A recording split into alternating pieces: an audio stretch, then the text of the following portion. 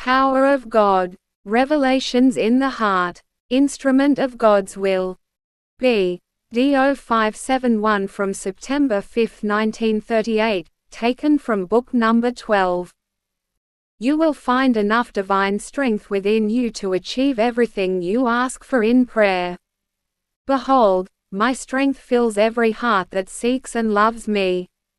No being passes through the valley of the earth harmed when love for me, its Creator and Father, has awakened in it.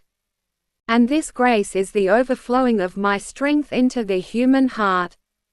Every thought you send to me is now already proof of this strength, which expresses itself in such a way that everything that comes from me longs for me again. And thus your heart harbors an endless number of revelations, for they are already written into it by me and come to your awareness through your ever-new will to serve me. The power of God is likewise expressed in these revelations, for the human being is unable to penetrate my truths from within. He is unable to hear my word if the power of the Spirit does not permeate him. And so it is entirely up to you whether you are willing to serve or whether you want to close your ear to my word in sluggishness of spirit. So you are only allowed to want and you are in full possession of divine power. It is still up to you to do or not to do the duty that has become dear to you. But the days will come when, as a faithful servant of God, you will have to carry out God's will.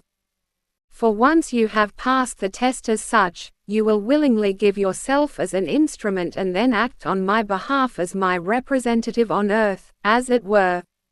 And then your will, which you have subordinated to me, will only ever have to act according to the highest commandment. The opposing power is inherent in all matter, and everything that persists in love for matter will be subjugated by it. But spiritual power is born out of love for God. It revitalizes, awakens, ignites and strengthens everything it flows through. If this divine power is to truly enliven the human being, he must completely free himself from material thinking and entrust himself in all devotion to the Divine Father's heart. Then those opposing forces will be completely eliminated and only the divine power will flow through the earthly child and have such a powerful effect in it, that a noticeable progress in the spiritual is achieved and no inhibitions oppose the so spiritualized, but the heart longs more and more to the Father and therefore strives ever more eagerly for the union with the Spirit of God. And so you will also become aware into which spiritual sphere your will places you. In a short time you will not be able to live without the power of God, for it is lost in matter. But eternally this divine power permeates everything spiritual and can therefore only be granted to the spiritually striving.